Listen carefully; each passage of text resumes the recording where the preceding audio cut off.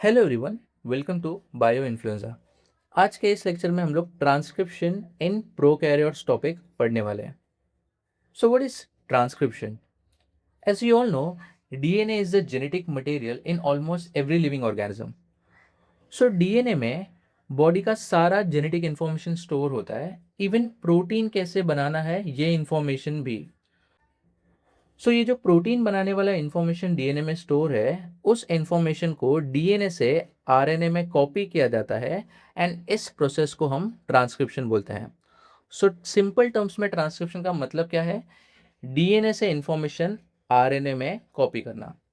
फिर जैसे ही आरएनए बनेगा, आरएनए से प्रोटीन बनाया जाएगा और इस प्रोसेस को हम ट्रांसलेशन बोलते हैं।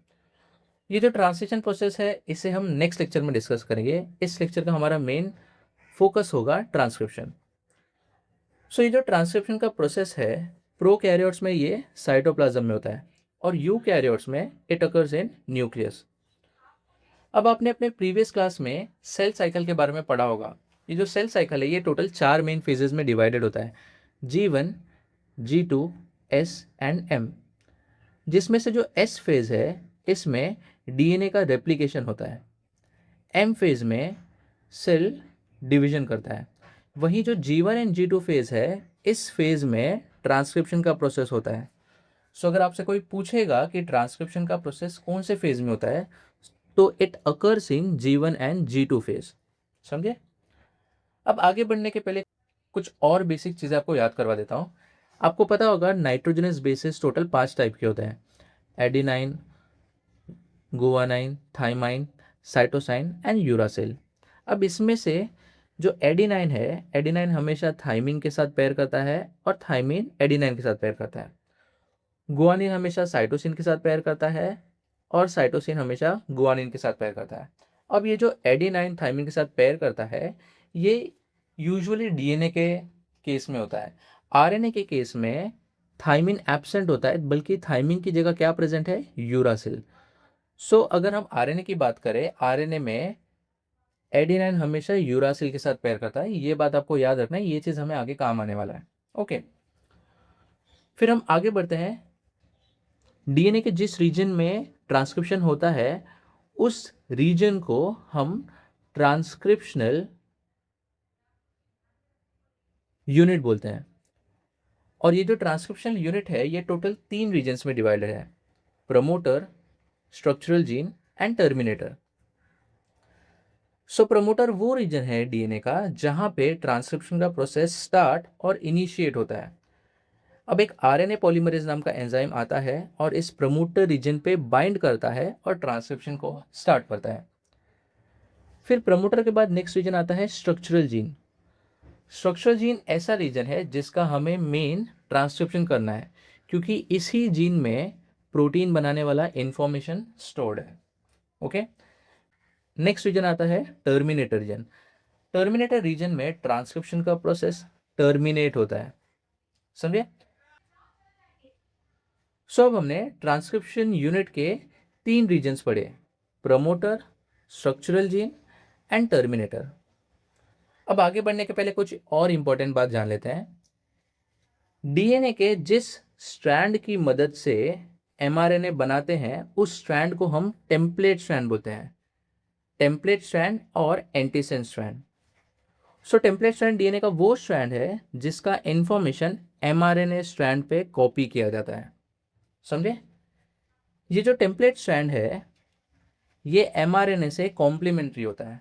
मतलब अगर टेम्पलेट स्ट्रैंड में यहाँ पे एडिनाइन है, तो एमआरएनए में उसका कॉम्प्लीमेंट्री न्यूक्लियोटाइड होगा यूरासिल। ऊपर थाइमिन है तो नीचे एडिनाइन, ऊपर गुआनिन है तो नीचे साइटोसिन, और ऊपर साइटोसिन है तो नीचे गुआनिन एंड सो ऑन। इस तरीके से एमआरएनए बनता है। समझे? एमआरएनए हमेशा 5 प्राइम टू 3 प्राइम डायरेक्शन में ही बनता है, और अगर mRNA 5 prime to 3 prime direction में बनेगा, तो टेम्पलेट स्ट्रैंड हमेशा 3 प्राइम टू 5 प्राइम डायरेक्शन में ही होना चाहिए। समझे?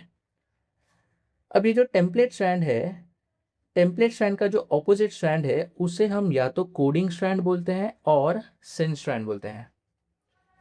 और अगर आप ध्यान से देखोगे, आपका एमआरएनए जो है, एमआरएनए और कोडिंग स्ट्रैंड, ये दोनों strand 5 prime to 3 prime direction में ही रन करते हैं।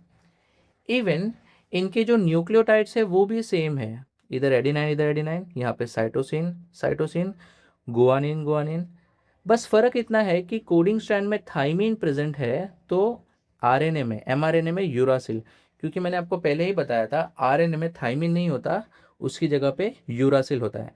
हेंस एमआरएनए और कोडिंग स्ट्रैंड सेम होते हैं एक्सेप्ट यूरासिल वाले रीजन को छोड़ के। अब आप पूछोगे कि सर इन लोग सेम क्यों है। सो अगर हम देखेंगे ये जो हमारा एमआरएनए और कोडिंग स्ट्रैंड है, ये दोनों स्ट्रैंड आपके टेम्पलेट स्ट्रैंड को कॉम्प्लीमेंट्री है। सो ऑफकोर्स ये एमआरएनए और कोडिंग स्ट्रैंड सेम ही रहेंगे, समझे। और एक और चीज़, अगर आपसे किसी ने पूछा कि प्रमोटर ट्रांसक्रिप्शन यूनिट में कहाँ प्रेजेंट होता है, तो आप बोलोगे टेम्पलेट स्ट्रैंड के केस में वो 3 प्राइम एंड की तरफ प्रेजेंट होता है और कोडिंग स्ट्रैंड के केस में वो 5 प्राइम एंड की तरफ प्रेजेंट होता है। समझे, ये क्वेश्चन एग्जाम में यूजुअली आते हैं। फिर नेक्स्ट आपसे किसी ने अगर पूछा कि सर किसी एक स्ट्रैंड से ही एमआरएनए क्यों बनता है, दूसरे स्ट्रैंड से एमआरएनए क्यों नहीं बनता, और दो एमआरएनए क्यों नहीं बनते। सो रीज़न ये है कि अगर दूसरे स्ट्रैंड से भी एमआरएनए बन गया तो ये वाला जो एमआरएनए होगा वो फर्स्ट वाले एमआरएनए को कॉम्प्लीमेंट्री होगा, और बीइंग कॉम्प्लीमेंट्री ये दोनों आपस में पेयर कर लेंगे और पेयर करने की वजह से they will become double stranded. And double stranded का प्रॉब्लम ये है, डबल स्ट्रैंडेड एमआरएनए से प्रोटीन नहीं बनता, एंड इस रीज़न से सिर्फ एक ही स्ट्रैंड से एमआरएनए बनाया जाता है, सिंगल एमआरएनए बनता है, समझे। अब हम आगे बढ़ते हैं और एंजाइम्स के बारे में देख लेते हैं कि कौन से ऐसे एंजाइम्स है जो ट्रांसक्रिप्शन प्रोसेस में हेल्प करते हैं। तो सबसे पहला एंजाइम है आरएनए पॉलीमरेज। आरएनए पॉलीमरेज ऐसा एंजाइम है जो एमआरएनए बनाने में हेल्प करता है। लेकिन अगर आप इसका पूरा नाम देखोगे तो इसका पूरा नाम है डीएनए डिपेंडेंट आरएनए पॉलीमरेज। सो ये डीएनए डिपेंडेंट का मतलब क्या है। अब ये जो आरएनए पॉलीमरेज है ये एमआरएनए तो बनाता है बट डीएनए की मदद से बनाता है, बराबर, इसलिए इसे डीएनए डिपेंडेंट आरएनए पॉलीमरेज बोला जाता है, समझे। फिर नेक्स्ट है सिग्मा फैक्टर। अब ये जो सिग्मा फैक्टर है ये आरएनए पॉलीमरेज को प्रमोटर पहचानने में हेल्प करता है, समझे। फिर नेक्स्ट एंजाइम है rho factor. Rho factor transcription के प्रोसेस को टर्मिनेट करने में हेल्प करता है। So these are the three enzymes, DNA dependent polymer RNA polymerase, sigma factor and rho factor, जो ट्रांसक्रिप्शन प्रोसेस में हेल्प करते हैं प्रोकैरियोट्स के केस में। आपको एक और चीज़ याद रखना है, ये जो sigma factor and rho factor है ये दोनों एंजाइम्स सिर्फ प्रोकैरियोट्स में ही प्रेजेंट है। ये एंजाइम्स यूकैरियोट्स में प्रेजेंट नहीं होते, बल्कि वहाँ पे जो ट्रांसक्रिप्शन होता है वो इनके एब्सेंस में होता है, इनके बिना होता है, समझे। अब आपको एंजाइम से पता चल गया है, अब आपको ट्रांसक्रिप्शन प्रोसेस इजीली समझ जाएगा। सो हम ट्रांसक्रिप्शन स्टार्ट करते हैं। सो ये जो ट्रांसक्रिप्शन है ये टोटल 3 स्टेप्स में डिवाइडेड है, initiation, elongation and termination. So first step है इनिशिएशन। इनिशिएशन में आरएनए पॉलीमरेज आता है और वो प्रमोटर पहचानने की कोशिश करता है ताकि उसके बाद वो एमआरएनए बना सके। बट प्रॉब्लम ये है आरएनए पॉलीमरेज प्रमोटर रीजन को पहचान ही नहीं पाता। जब ये उसे पहचान नहीं पाता तो उसकी हेल्प करने एक एंजाइम आता है जिसका नाम है सिग्मा फैक्टर। ये सिग्मा फैक्टर आता है और आरएनए पॉलीमरेज से बाइंड हो जाता है। बाइंड होने के बाद दोनों मिल के प्रमोटर रीजन को पहचानते हैं। अब आरएनए पॉलीमरेज ने प्रमोटर रीजन पहचान लिया, उसके बाद ये एमआरएनए बनाना स्टार्ट करेगा। जैसे ये प्रोसेस करना स्टार्ट करता है सिग्मा फैक्टर एग्जिट ले लेता है, क्योंकि सिग्मा फैक्टर का काम खत्म हो चुका है। इसका काम था आरएनए पॉलीमरेज को प्रमोटर रिकॉग्नाइज करने में हेल्प करना, जो इसने कर दिया। वो करने के बाद सिग्मा फैक्टर निकल जाता है, समझे। फिर आरएनए पॉलीमरेज अपना काम करता है। आरएनए पॉलीमरेज टेम्पलेट स्ट्रैंड को रीड करता है और उसके अकॉर्डिंग कॉम्प्लीमेंट्री न्यूक्लियोटाइड ऐड करना स्टार्ट करता है। मतलब अगर सामने साइटोसिन है सो आरएनए पॉलीमरेज नीचे गुआनिन ऐड करेगा, ऊपर एडिनाइन है तो नीचे यूरासिल ऐड करेगा, ऊपर थाइमिन है तो नीचे एडिनाइन ऐड करेगा, और अगर गुआनिन है तो साइटोसाइन। और इस तरीके से आरएनए पॉलीमरेज न्यूक्लियोटाइड ऐड करता हुआ एमआरएनए बनाता जाता है, और इसी स्टेप को हम बोलते हैं इलोंगेशन। सो इलोंगेशन स्टेप में आरएनए पॉलीमरेज एमआरएनए बनाता जाता है, समझे। फिर अब स्ट्रक्चरल जीन का एमआरएनए बन चुका है, अब टाइम है प्रोसेस को टर्मिनेट करने का। लेकिन प्रॉब्लम ये है आरएनए पॉलीमरेज को पता नहीं कि टर्मिनेट कब करना है। सो अगेन इसकी हेल्प करने के लिए एक एंजाइम आता है जिसका नाम है रो फैक्टर। रो फैक्टर आता है, आरएनए पॉलीमरेज को बाइंड कर लेता है, बाइंड करने के बाद दोनों मिलके प्रोसेस को टर्मिनेट करते हैं एंड एमआरएनए रिलीज हो जाता है। और इस तरीके से प्रोकैरियोट्स के केस में ट्रांसक्रिप्शन का प्रोसेस चलता है, समझे। सो चलिए इसे एक बार क्विकली समराइज कर लेते हैं। सो ट्रांसक्रिप्शन टोटल 3 स्टेप्स में डिवाइडेड है, initiation, elongation, termination. Initiation step में आरएनए पॉलीमरेज आता है, प्रोमोटर पहचानने की कोशिश करता है बट वो पहचान नहीं पाता, तो उसकी हेल्प करने एक एंजाइम आता है जिसका नाम है sigma factor. Sigma factor RNA polymerase को प्रमोटर पहचानने में हेल्प करता है। अब जैसे इसने प्रमोटर पहचान लिया, सिग्मा फैक्टर निकल जाता है और आरएनए पॉलीमरेज टेम्पलेट स्ट्रैंड के हिसाब से कॉम्प्लीमेंट्री न्यूक्लियोटाइड ऐड करना स्टार्ट करता है। सो ये एमआरएनए बनाता हुआ आगे बढ़ता है और इस प्रोसेस को हम बोलते हैं इलॉन्गेशन।